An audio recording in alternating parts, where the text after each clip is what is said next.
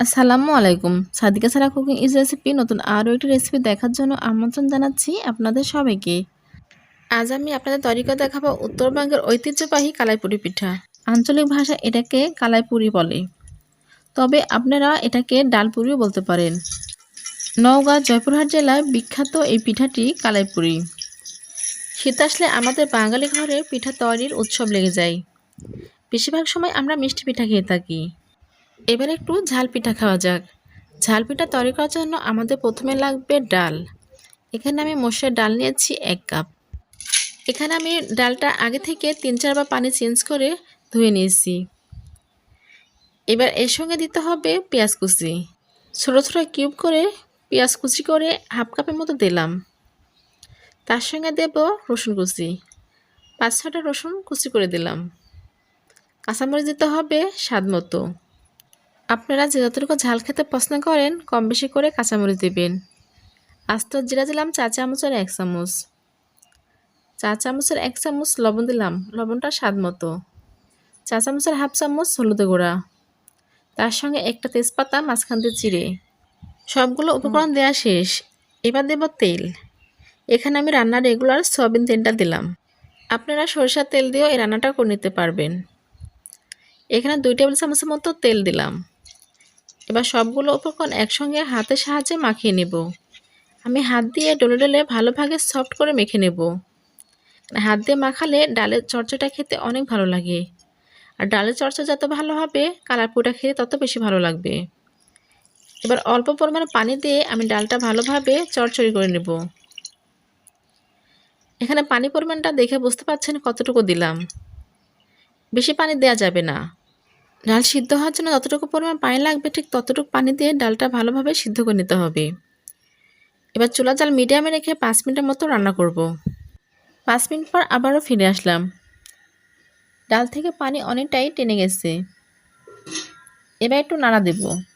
50% ডালটা সিদ্ধ হয়ে গেছে। আর বাকি যে পানি অবশিষ্ট রয়েছে এই 50% সিদ্ধ হয়ে যাবে পানি দিয়েই। নাড়াচাড়া করে ডালটা ভালোভাবে আবারও মিশিয়ে নিলাম। এবার ঢাকনাতে ঢেকে 3 থেকে 4 মিনিট রান্না করতে হবে। এবার চুলার জাল মিডিয়াম বা লো হিটে মাঝামাঝি রেখে রান্না করতে হবে। 3 থেকে 4 মিনিট পর আবারও ফিরে আসলাম।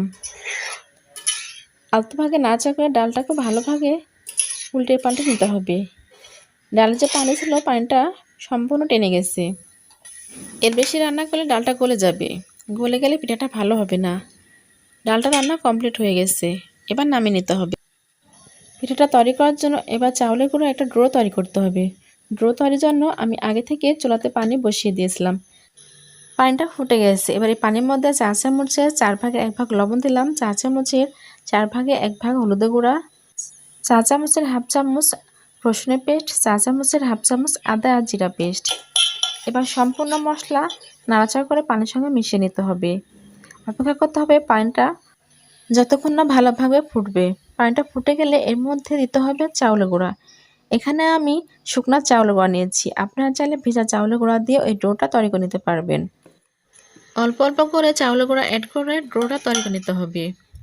সম্পূর্ণ একবার ঢেলে দিলে পানিটাও কম হতে পারে। সেজন্য যতটুকু লাগবে পানিতে ততটুকু পরিমাণ দিয়ে চাউলের গুঁড়া ডো তৈরি করতে হবে। এবার ঢাকনাতে ঢেকে 2 মিনিটের মতো দমে রেখে দেব। 2 মিনিট পর আটা ডোটা উঠিয়ে নিলাম। হাত দিয়ে ভালোভাবে এটা মেখে নেব।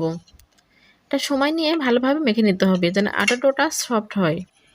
আটাটা যতটা সফট হবে আমাদের রুটি বেলতে ততটাই সুবিধা হবে।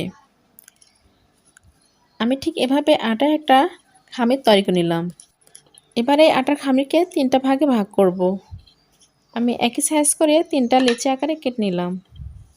3টা লেচি কাটা হয়ে গেছে। এবার এখান থেকে একটা লেচি নিয়ে রুটি বানিয়ে নিতে হবে। আমরা যে রেগুলার রুটি খাই ঠিক রুটির মতো করে বানিয়ে নিতে হবে, তবে রুটির চেয়ে একটু মোটা করে বানাতে হবে। আমরা কম বেশি সবাই রুটি বানাতে পারি, তবে আমাদের মধ্যে অনেকেই আছে গোল করে রুটি বানাতে পারে না। তাতে কোনো সমস্যা হবে না এই পিঠা তৈরিতে। আমি রুটিটা বেলে নিলাম। আমি এখানে বড় করে রুটি বেলে নিয়েছি। দেখে বুঝতে পারছেন রুটিটা আমি কেমন করে বেলে নিয়েছি বা কতটা মোটা করে বেলে নিয়েছি। বেশি মোটাও করি নাই, বেশি পাতলাও করি নাই। এবার এটা কৌটোর খাপ দিয়ে আমি ঠিক এই সাইজ করে কেটে নেব। আপনারা চাইলে কোনো কাটার দিয়ে বা স্টিলের গ্লাস দিয়েও কেটে নিতে পারেন। আমি সবগুলো একইভাবে কেটে নেব। এবার পিঠাটা তৈরি করে দেখাবো কিভাবে তৈরি করতে হবে। এখান থেকে একটা রুটির শেপ উঠিয়ে নিলাম।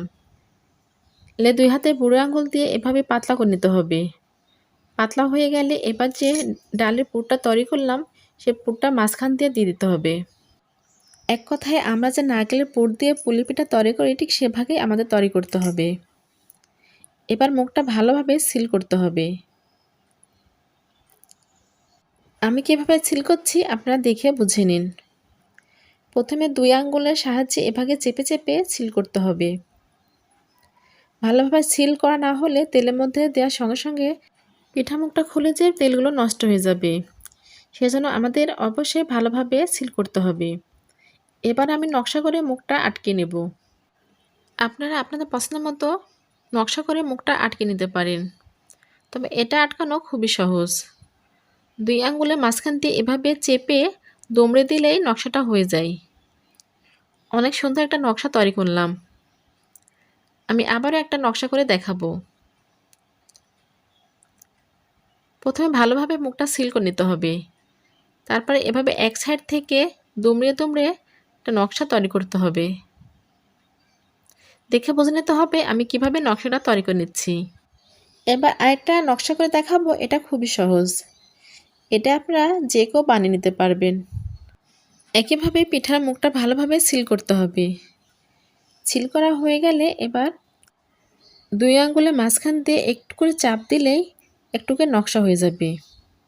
দেখুন আমি কিভাবে চাপ দিচ্ছি। একদম সিম্পল। আপনারা যে কেউ এভাবে বানিয়ে নিতে পারবেন। এভাবে বানালেও তেলে ছেড়ে দিলে মুখটা খুলে যাবে না। আমি সবগুলো পিঠা ঠিক একইভাবে বানিয়ে নিলাম। আমার এখানে অনেকগুলো পিঠা বানিয়ে নিয়েছি। এবার আমি পিঠাগুলো তেলে ভেজে নেব। তেলে ভাজার জন্য চুলাতে আমি আগে থেকেই কড়াই গরম করে নিয়েছি। এবার গরম কড়াইয়ের মধ্যে পরিমাণ মতো তেল দিতে হবে পিঠাটা ভাজার জন্য। এবারে গরম তেলের মধ্যে এক এক করে পিঠার শেপগুলো ছেড়ে দিতে হবে। যতগুলো আটবে ঠিক ততগুলো দিয়ে আমি ভেজে নেব। 6 থেকে 7টা পিঠা প্রথমে আমি তেলের মধ্যে দিয়ে ভেজে নেব। এক পাশে হয়ে গেলে উল্টিয়ে অপর পাশেও ভেজে নিতে হবে। আর এই পর্যায়ে চুলার জাল মিডিয়ামে রাখতে হবে। মিডিয়ামে রেখে পিঠাগুলো ভেজে নিতে হবে। উল্টিয়ে পাল্টিয়ে পিঠাগুলো ভালোভাবে ভেজে নিতে হবে। আর পিঠাগুলো ভাজতে বেশি সময় লাগবে না। এটা চাউলের গুঁড়া দিয়ে পিঠা তৈরি, কারণ চাউলের গুঁড়া পিঠা তৈরি করতে অল্প সময় দিয়ে পিঠাটা একদম কুড়মুড়ে হয়ে যায়। এবার একটা ছাঁকনির সাহায্যে আমি তেল থেকে পিঠাগুলো উঠিয়ে নেব। প্রথম স্টেপে পিঠা ভাজা শেষ। এবার দ্বিতীয় স্টেপে ভাজার জন্য একই তেলে আবারও একটা করে পিঠা ছেড়ে দেব। দ্বিতীয় স্টেপে একই ভাগে আমি সবগুলো পিঠা ভেজে নিলাম। এখানে আমি অনেকগুলো পিঠা ভেজে নিয়েছি। কালাইপুরি পিঠাগুলো গরম গরম খেতে খুবই সুস্বাদু হয়। যারা এখনও এই পিঠার সাথে পরিচিত না বা পিঠাটা বানিয়ে খাননি তাদের অনুরোধ করবো এই পিঠাটা তৈরি করে খাবার জন্য। একবার বানিয়ে খেলে বারবার খেতে চাবেন। নগর জেলায় কালাইপুরি পিঠার রেসিপিটাতে ভালো লাগে তা লাইক কমেন্ট শেয়ার এবং সাবস্ক্রাইব করবেন। আর যারা আমার চ্যানেলের নতুন বন্ধু তারা সাবস্ক্রাইব করে আমার রেসিপিগুলো দেখে নেবেন এবং ফ্রেন্ড বা ফ্যামিলির সঙ্গে শেয়ার করবেন। সব ভালো থাকবেন, সুস্থ থাকবেন, সবার সুস্বাস্থ্য কামনা করে আজকের মতো বিদায় নিচ্ছি। আবারও হাজির হয়ে যাবো নতুন কোনো রেসিপি নিয়ে। আল্লাহ হাফেজ।